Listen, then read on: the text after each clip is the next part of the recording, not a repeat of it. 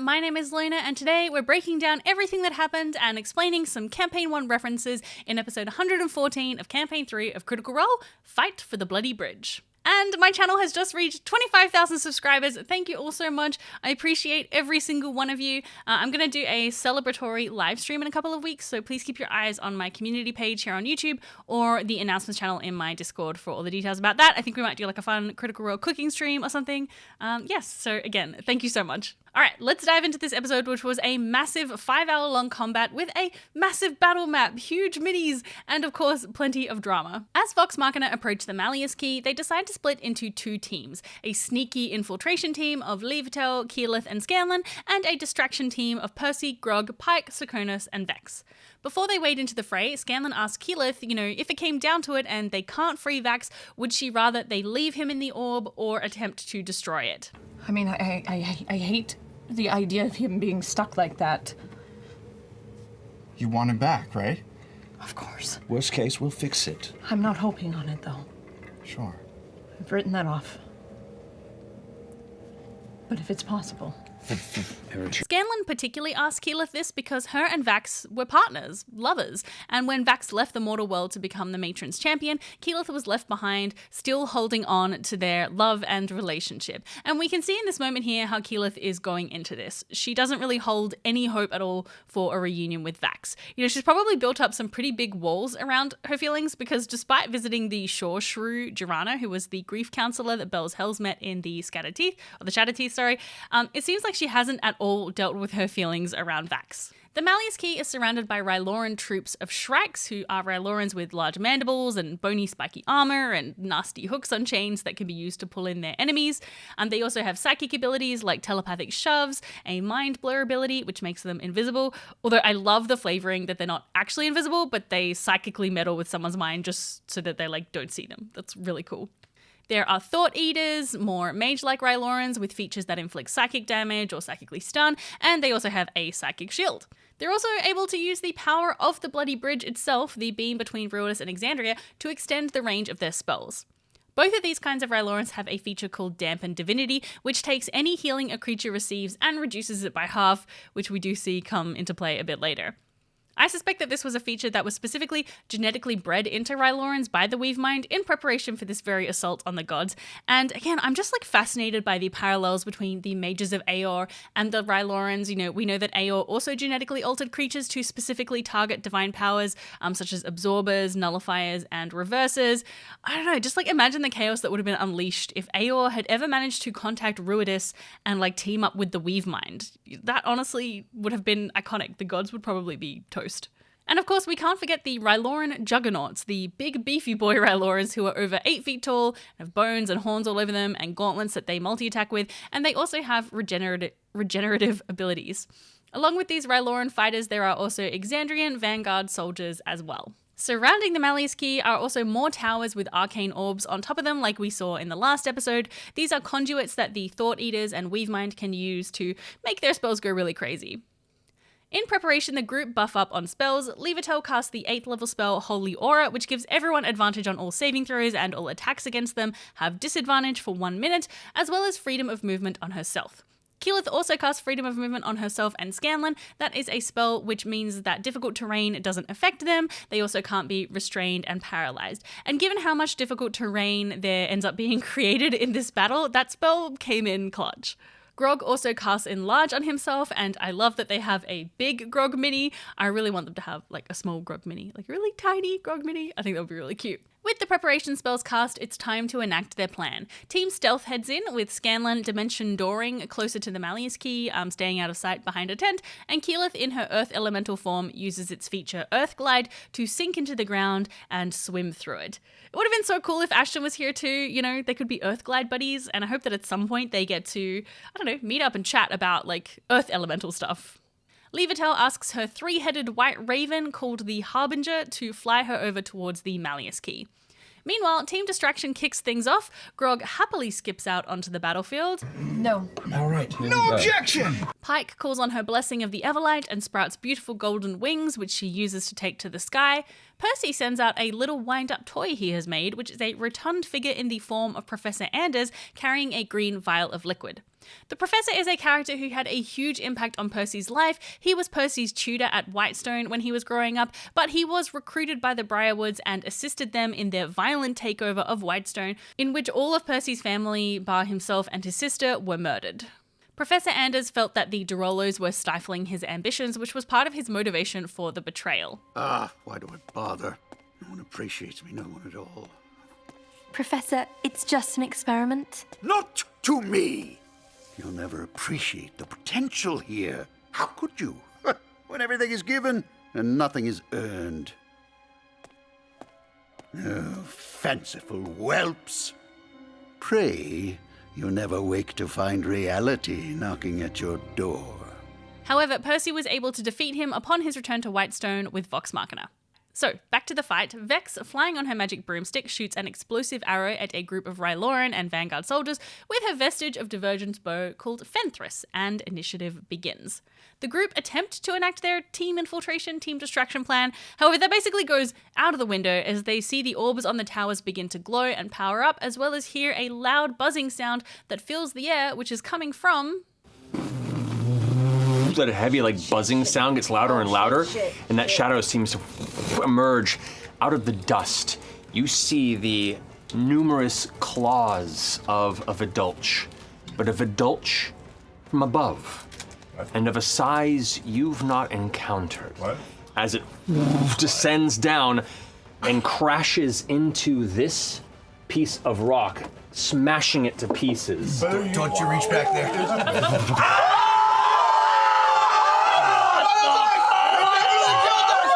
How cool is this mini? Riding this enormous flying insectoid creature is a massive juggernaut, a warlord, the Sunder King Ozo Kruth, who is the leader of the Dominion of Kruth, which is the sort of military force of Kravirus. The Kruth bloodline has the ability to psychically bond with creatures, like this giant Vidulch, who is called Scrag, another genetically altered creature. Children, it's feast time! Ozo is carrying two weapons, a massive barbed glass blade called Carnage and a wicked mace called Bonegraver.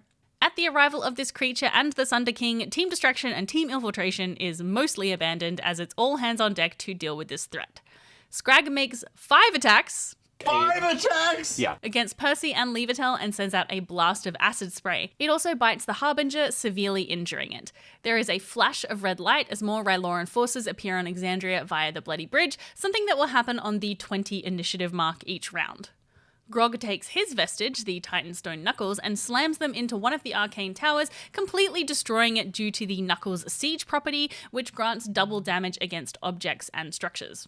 Scanlan looks over the Malleus key, trying to work out where the beacon is, but he kind of can't make sense of all the arcane mechanics, so he takes a note from Grog and casts Scanlan's hand, which is his rebranded Bigby's hand, and he punches the Malleus key, hoping to damage it and take out the Bloody Bridge, but it unfortunately doesn't have much impact.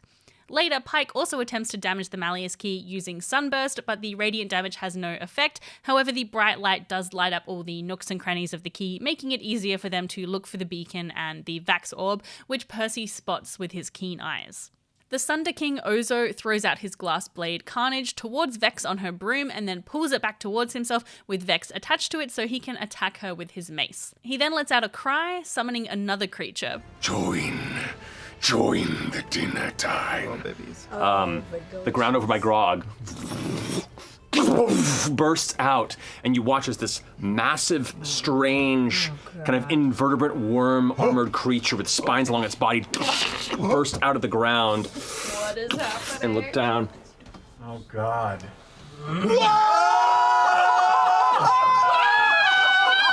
Oh, that is horrific. Those spine hurts. What the shit? This is a bane worm called Vorak, and Matt mentioned that the tunnels that Bell's Hells made their way through on Ruidus were carved by a creature of this size. Vorak is a bane worm, a creature that can swallow things whole, bite with its weird tentacle mouth, and shoot out poison spines from its body. Oh, and it can swallow things whole, which is one of the first things it does when it swallows Grog. Grog later manages to get out by doing some kind of Drax the Destroyer style stabbing, forcing Vorak to disgorge him. Sokonos, in his fire elemental form, casts Conjure Animals to summon a flock of peregrine falcons, which fly all over the battlefield, swarming enemies and doing piercing damage. The Thought Eaters start to show off their psychic powers by channeling through the orbs of the surrounding towers, mind-ravaging Pike and psychically slamming Levitel off the three-headed raven, along with mind-ravaging her, which severely injures her and causes her to drop her Holy Aura spell, something that greatly annoyed Liam, which I don't blame him for because that was an 8th level spell. On the field, Percy shoots his Anders wind-up toy, releasing those toxic fumes, and Vex bamfs out Trinket onto Scrag directly behind Ozo. It's time for a little protection, buddy. And I'm gonna bamf Trinket out with my free action to where he's directly behind Ozo. I just want him to like clutch onto Ozo. Help action. Listen. Oh man, look at that. And then This decision made me so stressed for that bear's life. However, the advantage to doing that is it gave Vex sneak attack on her shot on Ozo, which she takes with Fenthras. During this whole battle so far, which I think by this point has only been one round, Keyleth has been gliding through the earth, staying out of the fight. Keyleth pops out of the ground and boldly casts Earthquake on the Malleus key. Bringing it down. Yeah, you are. Yeah, you are. Go! But what if we don't get the beacon before? It might not even fall. It might not even fall. What if it does? It ain't gonna What if fall. it doesn't? I absolutely loved seeing Keyleth make a big play like this with the spell. I don't know, that just feels very true to Kiki. Earthquake is a massive 8th level spell which causes the surrounding area to be difficult terrain. It can knock out spellcasters' concentration, knock creatures prone, and do 50 bludgeoning damage to all structures in the area. The longer the earthquake goes on as well, the higher the damage is, and fissures can open up and all kinds of crazy things like that. The Malleus key begins to crack and the bloody bridge flickers as more Ryloran troops are sent down. Scrag then retaliates, attacking Keyleth multiple times, but Levitel pulls her bloody form off the ground and begins to walk towards the key, casting Divine Intervention. And as she walks, she says, I left Raven's Crest for this purpose. Lady, I am here to serve your will. Your champion's prison lies before me. Unlock his fetters and pull that beacon to me, and I will use Divine Intervention, asking the matron to rip the beacon free of this thing and deliver it into my hands. Okay. The brightness of the sunburst from last round that has faded now seems to be consumed with shadow. Darkness, like an eclipse, seems to darken this space in the middle. As it does, you see what looks like black unfurling tethers of silk kind of from this kind of shapeless shadow. And as it does, you watch as hundreds of ravens scatter out from this dark space, the sound of their cawing just causing this terrifying din that overshadows any other horrifying sounds of the battlefield around you. As they scatter out, you watch as they cling entirely. The entire tower now looks like it's made of black ravens, shifting and undulating as their wings flap and move, and you just see the hundreds of little red glowing beating eyes of them as they cling to it. A central cluster of them burst outward and just evaporate, leaving just a section of the tower exposed, where you see like the cracked housing has now kind of been pulled open slightly, and you see this kind of strange purplish gray glow. So usually when you cast Divine Intervention, you have to roll 2d10s, and if you roll below your level, the spell works, meaning, the higher level you are, the more chances you have for it to work. However, when a cleric reaches level 20, their Divine Intervention just succeeds with no roll required. They can only do this once every 7 days, but these high-powered clerics have a direct link to their god. I think this actually makes a lot of sense, but even if they weren't level 20, I wouldn't have batted an eye at this working, because this is a time when the gods firmly have their eyes fixed on Exandria. They want their creations and their champions to succeed at stopping lewdness. So with the beacon exposed, Scanlan sends up Scanlan's hand to pluck the beacon out of the key, pushing through its arcane defenses. Magical hand grips this strange relic, and as it does, the hand kind of, and you see 6 or 7 hands appearing at different sides, flashing, almost like realities are colliding. Some hands of different shapes, different colors, and for a second you see like 7 different versions of Scanlan in 6 different timelines, one of which he's a ghost, one of which he is a king. And in that moment, your kind of eyes come back to reality, and the hand pulls the beacon free from the center of the tower, at which point the bloody bridge shuts down, and you see these glimmering beams of red light kind of and just sent adrift in the space between Ruidus and Exandria. After 60 episodes of the ley lines being locked in place, the Exandrian weave with the bloody bridge untethered goes back to normal. All of the ley lines shoot back out across the world just as they were before. And it seems like Ludinus's plan to use the ley lines to broadcast the memory of Eor's downfall to the world may have been thwarted, right? Because unless I'm forgetting something, I think it was only hinted at that he was going to try it soon, but I don't think he's actually done it. I tried to look at it. I think that's right? Scanlan delivers the beacon to Levitel and then turns his attention to Scrag, casting Dominate Monster on the Vidulch. Neo! Neo! Scanlan sings and you do what I say. He commands it to attack its own commander, Ozo. Before he gets a chance, though, Ozo leaps off of Scrag's back and lays into Vex with a wild ability called Frenzied Wrath, where he attacks 3 times, and for every attack that hits, he makes another attack, and this continues until he misses all 3 of his attacks. I know this party is level 20, but like, oh my goodness. He ends up hitting Vex 8 times, 2 of those rolls being nat 20s, and Vexalia dies. Vexalia, how do you gather your thoughts as the glass blade carnage pierces into your ribcage?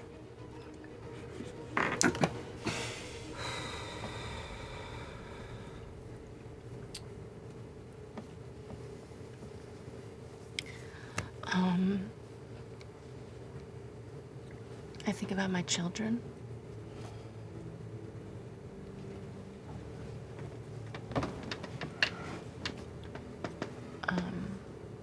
And I know that Vesper will be able to lead. I know Whitestone is safe.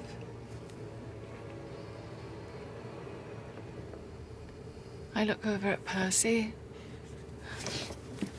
I don't even know if I can see him. Through the legs, you can. And I reach my hand out to him. Ooh. And as my eyes close, I say, save him. Never give your D&D characters kids. What are we doing? Okay, it was very sad.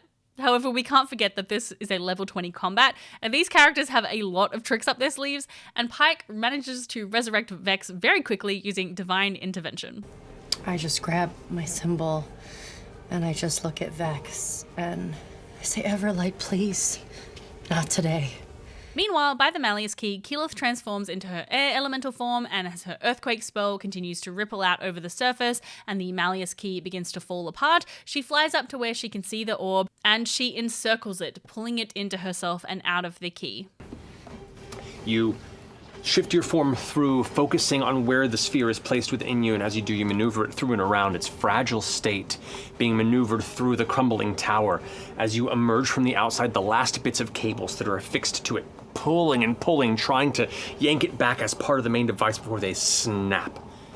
As they pull away, the sphere shatters inside you.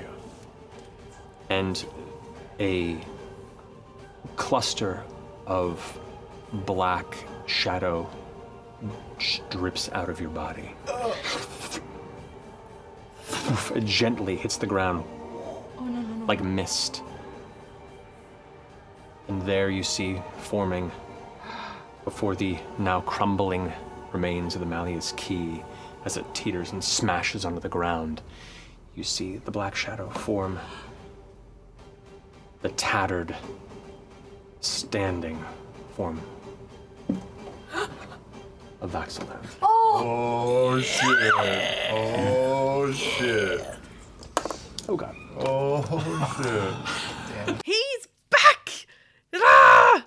It has been 30 years since Vox Machina saw Vax, and even then it was like a very brief visit, so it is absolutely wild to see Vax once again on the battlefield fighting with his friends. We got this incredible new art of him, which I absolutely adore. I don't think they've released the full character art yet, so hopefully they will release that soon. They normally do put it out when the YouTube video comes up, so... But yeah, I checked today and I couldn't find it. But yeah, I really want to see the full thing because it's gorgeous. Vax is not at 100% though, with his orb imprisonment ordeal being represented by a reduced hit point total, but luckily Liam's other character is there to save his character as Levitel casts Mass Heal, doling out 700 hit points worth of healing to Vax, Vex, Scanlan, and herself, which would have brought them all up to full hit points, but very rudely, 3 nearby Rylorans use their Dampen Divinity feature, which, as we said before, halves the amount of healing they receive, which, boo. I mean, it's a cool ability, but boo. As Vax recovers himself, Grog goes into a frenzied, reckless rage, attacking Ozo. He pulls in and kind of leans into your face. I can fix that. Oh my god. My hand into his rib cage and I into his mandible. Yes. I'm so sorry for killing my friend. I really shouldn't have fucked with Vox Machina. Another classic gory Grog kill, which I haven't missed those, if I'm being real. At the death of their master, Scrag and Vorok go into their own frenzy, although luckily Scrag is still under Scanlan's control. Serkonos, he's also still there, taking fiery swipes. Come on, Serkonos, impress Leotel. I'm trying.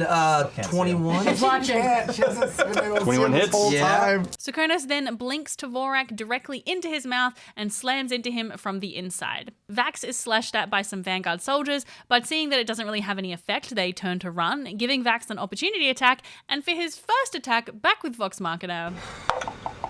Natural 20. Let's go. We love to see it. Sometimes the dice gods do indeed smile upon you. Vax does his signature 3 attacks of dagger, dagger, dagger, taking out a Thought Eater and catching the eye of his sister. It's good to have you back. Vex then gets the killing blow on Vorak, and Scanlan commands Scrag to get out of here, setting him free to the Ruidian wilds, and Trinket is safely bamfed back into Vex's necklace. With the Malleus Key destroyed and the Sunder King sundered, Vox Machina are reunited. How dare you look younger than me? I hug you.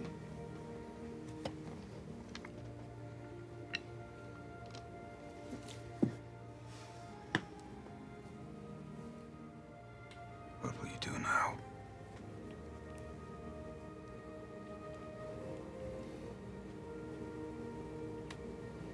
I guess it's still just the same. You're not really back, are you? No. I would like nothing more. To stay with you all.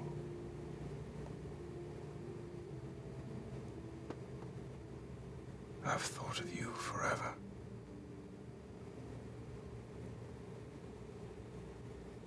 Forever and ever. Then stay. She's distracted. Stay as long as you can. Yeah, this is kind of the fight. I mean, if you can get like an extended hall pass or something. Keyleth asks if Vax knows what would happen to him if the matron were to leave Exandria, and she says that although he would do anything to be with them all, he also wouldn't have her go. This is really interesting to me because Vax sort of entered the matron's service as part of a deal that was struck rather than because he felt a great affinity for her or a devotion to her. But clearly the last 30 years as her champion has made a big impact on him, unsurprisingly. And I think we can see that a lot as well with the way that Liam is role-playing Vax. He sort of has a very otherworldly, almost disquieting way about him. Liam did speak in the cooldown about how he wasn't quite sure how to roleplay Vax because he doesn't have that sort of 30-year context necessarily to know how Vax would feel about things. And hopefully, if we get to return to this moment before the campaign is over, which is something that Matt did allude would happen, I really hope that does happen because otherwise we're just left here at this moment without really any closure. But hopefully Liam can have a discussion with Matt about Vax and, feel confident to roleplay him in a certain way. A celestial angel lands in front of the group and tells Vax that it's time to go and continue the fight for the gods, but he hesitates, not wanting to leave, and he hears the matron's voice over his shoulder. In this moment, you choose what's important to you.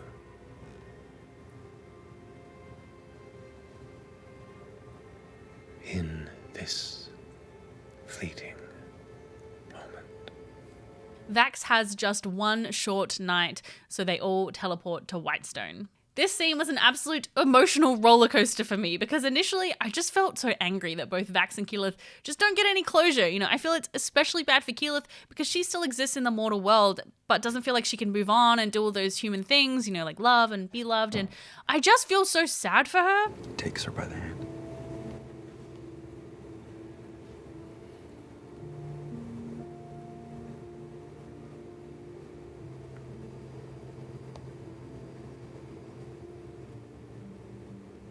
I'll still be here, I guess.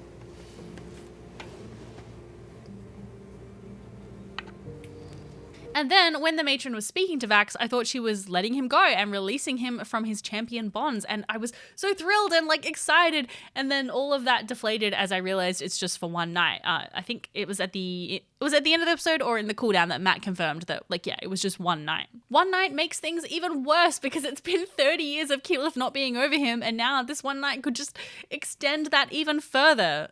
I don't know, maybe Vax will, you know, really tell Keyleth that she needs to move on and he's going to stop visiting her as a raven to let her do that, but ugh. I'm really in two minds about their story because on the one hand, I am all about a tragic love story. I mean, my favorite book is Gideon the Ninth and my favorite musical is Hadestown. I just love to torture myself. But on the other hand, I would really love a happy ending for Keyleth and Vax. You know, I don't want that happy ending to just sort of be handed to them necessarily, but I feel like 30 years of service, you know, it's just the blink of an eye for the matron, but it is a long time for a mortal, and she should let him go. Or at least let him serve her on the mortal realm, like other champions and paladins and clerics. It would just be nice to have some kind of closure for Keyleth. It does seem like Vex has kind of dealt with her grief a little bit more healthily than Keyleth, probably because she has Percy and her children, which would help her to look forward, you know, to the future rather than back at things that have happened. But it would also be really nice for her to have some closure with her brother. I really loved the line where she said, you know, how dare you look younger than me? Because their physical appearance is such a stark reminder of how far they have gone from each other. They are twins, and so Vex being in a 60-year-old body versus Vax being still young as, you know, as young as when he left, really underscores that distance between them. He said, do not go far from me, and then they went really far. So it looks like we're going to be seeing the Mighty Nine next week as they take on the Weavemind, which I'm feeling terrified and excited about. Hopefully the fact that the head of the Dominion of Kruth is dead will make things somewhat easier for them. The stakes are pretty high because if Jester and Ford die, it's going to make for a really awkward wedding one-shot next year. So I'm guessing they can't really die. I'm hoping we get to see a bit of infiltration before getting into any big fights and seeing a bit more what is inside, you know, the Weavemind's sanctum in Criveris. What did you think of this episode? Are you also hoping for a Vaxleth happy ending and a wedding one-shot? Please let me know in the comments. I also want to say a huge thank you to my patrons, all of these amazing people for supporting these videos. If you would also like to lend your support, you can do so for as little as $2 a month over on Patreon, and then your name will also be here. All right, that's it. Until next time. Bye! Hey, wait, before we go. Hey, guys. We're saving the world again. We are. What would they do without us?